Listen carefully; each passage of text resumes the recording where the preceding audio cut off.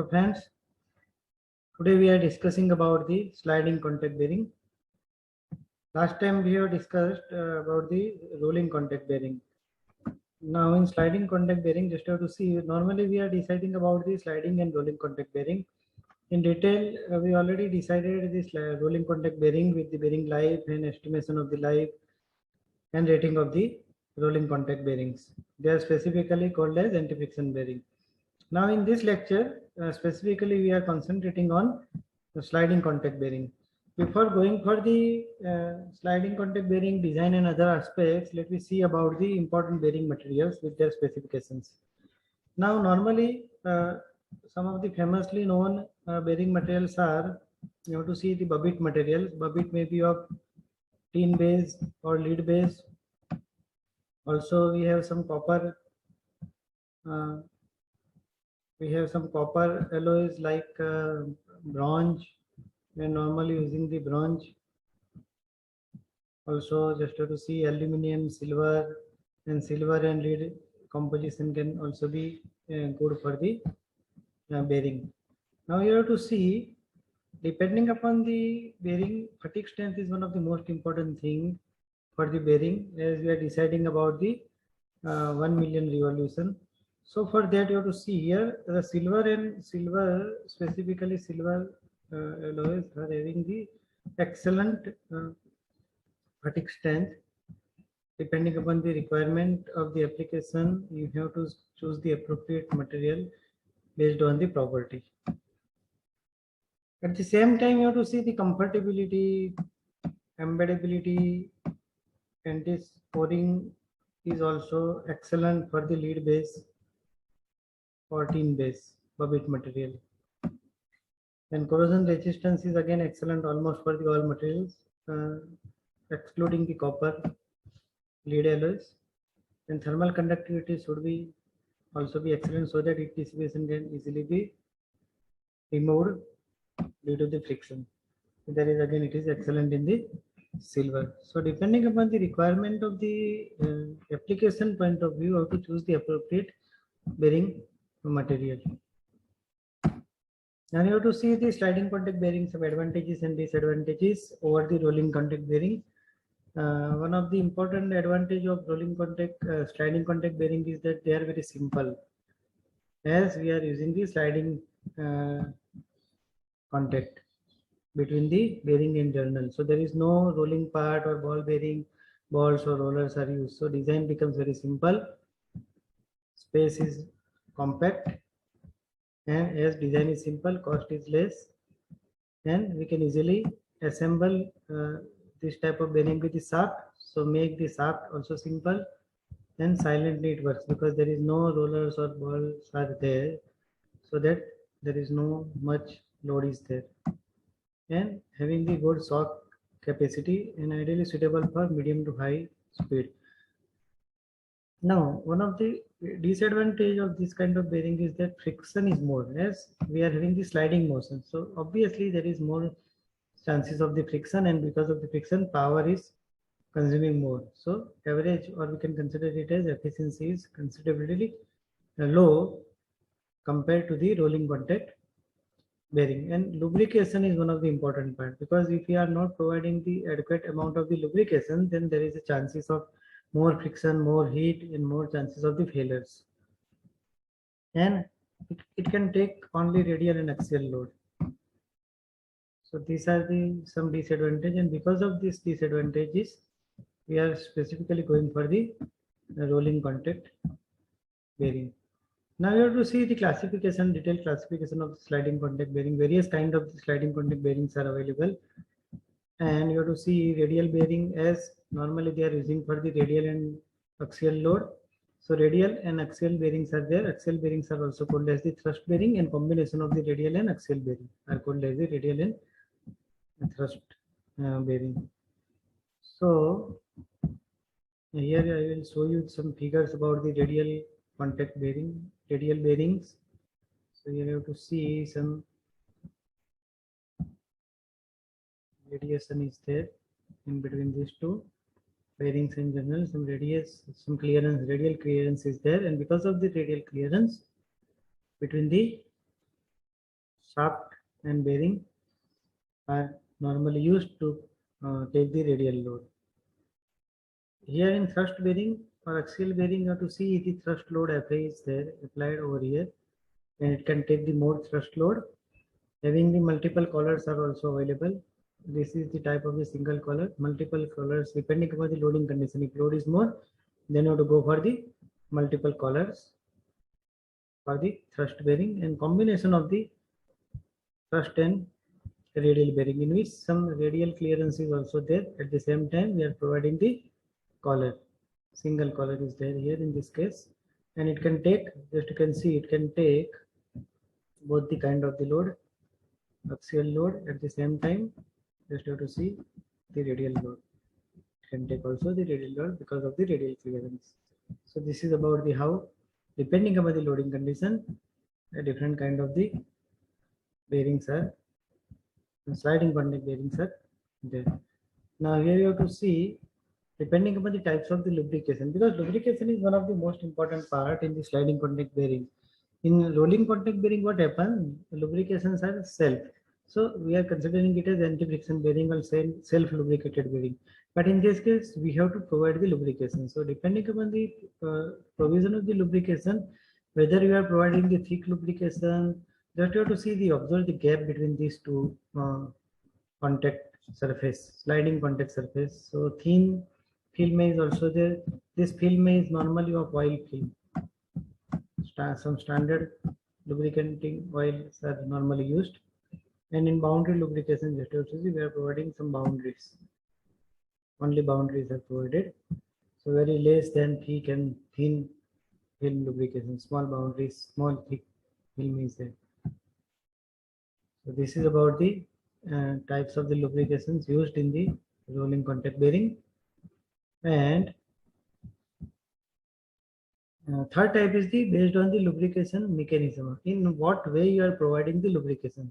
So specifically we have 5 types: hydrodynamic lubrication, then hydrostatic lubrication is also there. At the same time, elasto-hydrodynamic lubrication is also there. Boundary lubricated bearings are also there, and solid field lubricated bearings are also there. But these three are not so much important.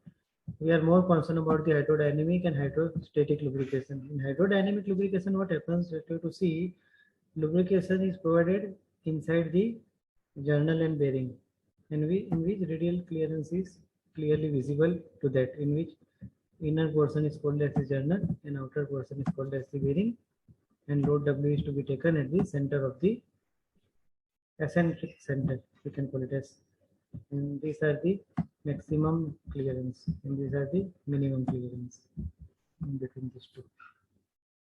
They are under the live loading condition. So it is called as the hydrodynamic journal bearing, in which bearing is under motion, whereas bearing is not in motion, specifically in steady position, can take only the load, not motion. Then they are called as the hydrostatic lubricated bearing, in which hydrostatic lubricated bearing we have to supply the oil externally. Here no need to supply the external oil. Lubrication is already provided in between two sliding surfaces. But in case of the hydrostatic lubricated bearing, where they are stationary, by means of the pump, oils are supplied in between the surfaces. Just have to see in between the surfaces, and some restrictions are provided to prevent the motion. So hydrostatic lubricated bearing is one in which we are externally supply the oil in form of the lubrication. So this is about the based on the type of the lubrication supplied. Now design consideration. Design is one of the most important part in the any kind of the bearing. Now how to design the bearing, you have to keep in mind about the bearing characteristics number Zn by P. Z N by P, where Z is called as the viscosity, we can call it as, N is the speed and P is the bearing pressure, and combination of these three parameters are considered as the bearing characteristics number to be put on the x-axis, and coefficient of friction mu is to be put on the y-axis. Here you have to keep in mind about the Zn by P. Zn by P is greater than K. So here you have to see on the x-axis the amount of or value of the Zn by P is increasing, and on y-axis it is increasing. Coefficient of friction is increasing. You have to keep in mind about the 3 points: S point, R point, and Q point, and then P point. And you have to see the behavior of the graph. From S, suppose you have to significantly increase the amount of Zn by P, at the same time coefficient of friction is decreasing. By increasing the amount of Zn by P, where Z is the viscosity and is the speed, and P is the bearing pressure. So whenever you are increasing the Zn by P, then obviously you have to decrease the bearing pressure or increase the amount of viscosity and speed. Otherwise, Zn by P will never increase. So whenever you are increasing the Zn by P, coefficient of friction will decrease to certain level. That point is called as the R point. And between these 2 points, just have to see on the horizontal axis, it is called as the thin film lubrication. Thin film. We have already discussed about the thin film, thick film, and boundary lubrication. Here, keep in mind about the comparison between thick and thin film lubrication. Thick film lubrications are stable. This thin film lubrication is unstable. Why it is unstable? Because it is sometime during the loading condition there is no contact, and in some cases there is a contact between the two sliding surfaces because of the thin film. Size of the lubrication is small, so that there is a chance of contact of the two sliding surfaces during the working condition of the bearing. So it is unstable up to this point, and then further increase will change the behavior to parabolic type, decreasing, and then after point A it increases. So this is called as the one factor. That factor is called as the K factor. That you have to keep in mind about the K factor. That I will show you how to check the value of the K in the upcoming slides. You have to keep in mind about that minimum your Zn by P should be 3 times the K. So this is the single K. This is called as the K. And Zn by P, your value, whenever you are going for selecting the sliding contact bearing, your Zn by P should be minimum 3 times of the K under the hydrodynamic condition. Okay. So when the value of Zn by P is greater than K, then the bearing will operate with thick film lubrication. So here you have to see when it is increasing. When you are increasing the amount of the K, value of K is increasing, automatically Zn by P is increasing. Okay, and you have to see it falls under the thick film lubrication. So Zn by P is greater than K. Whenever it is exactly equal to K, then we are considering it as partial lubrication, sometimes thin, sometimes thick. When it is less than K, Zn by P, the value of Zn by P is less than K, then it is thin film lubrication, and more than K, it is thick film lubrication. And thick film lubrications are always stable because there is a continuous contact of lubrication between the two mating surface. So there is no chance of the friction or less chance of the friction. On other hand, you have to see now, when value of Zn by P is less than K, then because of the thin film in nature, your film will rupture sometimes, and there is a metal to metal or sliding contact will happen. So that is hazardous, that is dangerous, specifically in the working of the bearing. So that you have to keep in mind about these things.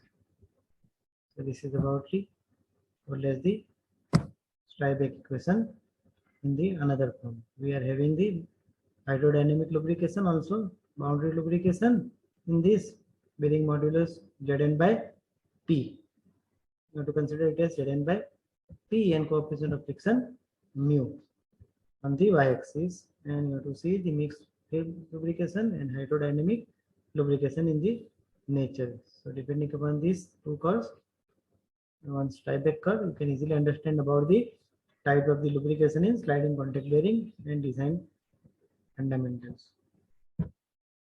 Now, for better understanding the design procedure step by step, I will show you the design procedure step by means of an example.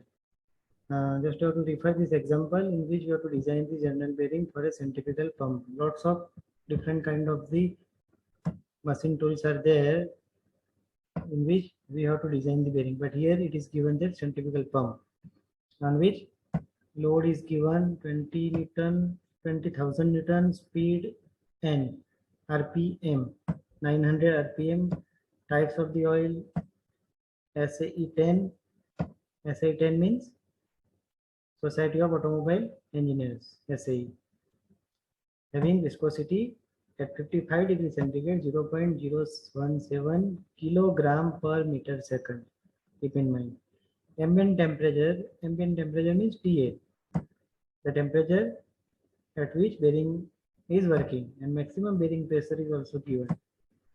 Now you have to design the bearing. In design the bearing, you have to keep in mind about finding the length and diameter of the bearing, L and D. Okay, and some standard ratios are there that I will show you. Also, you have to find out the mass of lubricating oil required for artificial cooling. If heat generated is more than heat dissipated, then amount of lubricating oil is required, otherwise not required. And condition is given, rise of the temperature of the oil. Suppose your oil is temperature is raised to 10 degrees centigrade, then you have to find out the amount of lubricating oil required. Permitted rise of the temperature is 10 degree. And heat dissipation coefficient is also given 1232. That is called as the C. That I will show you what is given in the next slide. So in solution, first of all, you have to list it out what is given. Load is given, speed is given, T0 is given, viscosity Z is given, TA ambient temperature is given. This is operating temperature. TO means operating temperature 55 at which bearing is working. TA is the ambient or atmospheric temperature where pump is to be fixed. This is the bearing pressure. This is the permitted oil temperature T, and C is the heat dissipation constant. So these are the given terminology. Now what you have to do, I will show you the step-by-step method. Please keep in mind about the step-by-step method, so it becomes very easy for you to understand and solve the problem. So in step 1, what you have to do, find the length of the journal by assuming the diameter of the journal as 100 mm. If it is not given, you can directly assume the diameter of the journal. In most of the cases, it is given as 100 mm, or if it is not given, you can refer the design data book, and for that choose the ratio L by D. This is the design table taken from the RS Purmi design data, where centrifugal pump is given in our cases. So for centrifugal pump, just have to see the L by D ratio is 1.1 to 2, in between 1 to 2. So you can take any 1.1 to 1.9. Even you can take 1 or 2, but ideally we are taking it as 1.5 or 1.2. So choosing the from the journal diameter, calculate the L. L by D is equal to 1.6. In our cases, we are taking it as 1.6. L by D is equal to L by D is equal to 1.6. Put D as 100 mm and calculate the L. So this is the first step, to choose the length and diameter of the journal. Now step 2. In step 2, what you have to do? You have to calculate the bearing pressure, bearing characteristics number both, and then checking for safe running of the bearing, whether your bearing is running under the specific conditions safely or not. That you have to decide. So how to calculate? Just have to say bearing pressure can be calculated by load divided by bearing pressure. In the initial lecture, review lecture, we already discussed about the bearing pressure, difference between the bearing pressure and crushing pressure. I will show you the I will give you to choose the area. This is the contact area where D is the diameter and is the length of the bearing over which this is the L over which bearing is fitted. Shaft may be long, but this is the DL at which we are fitting the bearing over the shaft. So that is L over which bearing is to be fitted, sliding coordinate bearing is to be fitted, and is the diameter of the journal. So L into D, that is the bearing pressure, not crushing pressure, bearing pressure. Otherwise, it is called as pi by 40 square. Okay. So to calculate the P, L and D is already there. We have W is given in the data. And from these, then you have to calculate the bearing characteristics number Zn by T. Directly you can calculate Zn by T by putting the value of P over here. Z is already given, viscosity is already given, N is already given. So you can calculate and put the value of BCN over here. Then what you have to do? You have to choose the Zn by P from the data table. I will show you the previous slide so you can easily understand about this. This slide we have already having the centrifugal pump and at where L by D ratio is there. In that same slide, you have to select the Zn by P as 28. It is written as 28 for centrifugal pump. And as per the equation, Steinbeck equation, minimum value of Zn by P should be 3 times K. It is always more, but minimum it should be equal. So put 3K is equal to Zn by P and put Zn by P as 28. Not given, no, it is standard value of Zn by P for centrifugal pump. And this is calculated. Calculated may be less or maybe more depending upon the data given. But what you have to do, you have to choose from the data table Zn by P and find out the standard K. And check the calculated value of bearing characteristics number. Calculated means this. Calculated means this. Should be more than K. K means this. Your Zn by P calculated should be more than K calculated from standard Zn by P taken from the data table for bearing to operate under hydrodynamic conditions. So if it is more, Zn by P calculated should be more than this K, then your bearing is safe under hydrodynamic loading condition. Otherwise, it is unsafe. That you have to simply mention. So that is the checking of the bearing pressure. Again, you have to keep in mind about this. Your bearing pressure, calculated value of bearing pressure should be less than given P. Bearing pressure is already given. P is 1.5 in your data. You can recall the data. P is already given, but your calculated value of bearing should be less than P given. So your operating pressure P that is calculated from this loading condition and dimension you have chosen. That should be less than given. So given is the maximum pressure at which your bearing is possible to work. So it should be less. Your calculated value of the pressure should be less. So this should be less and Zn by P should be more than K. These two conditions should be satisfied for safe working condition of under bearing pressure and under hydrodynamic loading condition respectively. So this is about the step 2 in which you have to check about the bearing pressure and BCL. Now in step number 3, what you have to do, you have to put step number 3. I have made some mistake. Step number 3, in the last stage, you have to calculate the amount of lubricating oil required for artificial cooling. Now, whether you have to first decide whether artificial cooling is required or not. And for that, what you have to do, you have to calculate the heat dissipated QD. Heat dissipated QD and heat generated QG. So Qg is equal to mu into W into V. V is given, W is given, mu can be calculated from this equation. Just have to see. Mu is equal to 33 by 10 raised to 8 Zn by P into D by C plus small k here. And small k, value of small k is the correction factor, that is 0.002 for the normal ideal condition, basic running condition of the bearing.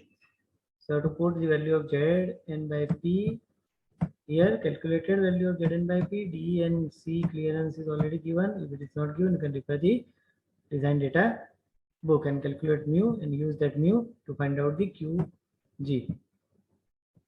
Then you have to calculate Qd is equal to heat dissipation constant. Heat dissipation constant is already given. C into A TB by TB minus TA. So area A is equal to L into D. Just have to put here. TB minus TA. TB is the bearing temperature and TA is the ambient temperature. That is directly given. TB minus TA is equal to 1/2 TO minus TA. Because TO, operating temperature, is given. Bearing temperature is not given. But operating temperature is given. From that operating temperature, TB minus TA is equal to 1/2 TO minus TA. So TO is given. Ambient temperature TA is given. That is 55. That is 15. And put TB minus TA. And use this to find out the QD. Now here what you have to do, heat dissipation should be more than heat generated. Heat dissipation should be more than heat generated. But if heat generated is more, in somehow cases, suppose you are calculating that and Qg is more than Qd, then what you have to do, you have to follow this. You have to find out the heat taken away by the oil, Qt. Qt is equal to Qg minus Qd, where Qg is more, heat generated is more. So amount of heat taken away by oil, how much amount of oil heat is to be taken by oil? Excess amount of the heat generated, because remaining amount of the heat is dissipated. So Qg minus Qt is equal to excess amount of heat that must be taken by the oil. So for that, from this equation, just have to see Qt is equal to m into S into T, where S is the specific heat capacity. Specific heat capacity of the oil is this. That is the normal standard bearing lubricating oil used in the sliding contact bearing. And from the design data, the specific heat capacity of the oil is 1840 to 2100 joule per kg Kelvin. Or you can take 2000 ideally. Okay.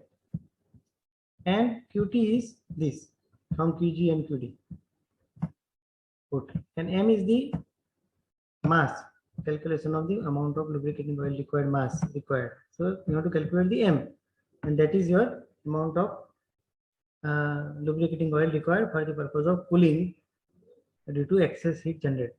So that is the complete design of the general bearing in 3 simple steps you have to follow, and try to calculate each and every parameter from the given data and solve the problem. Thanking you.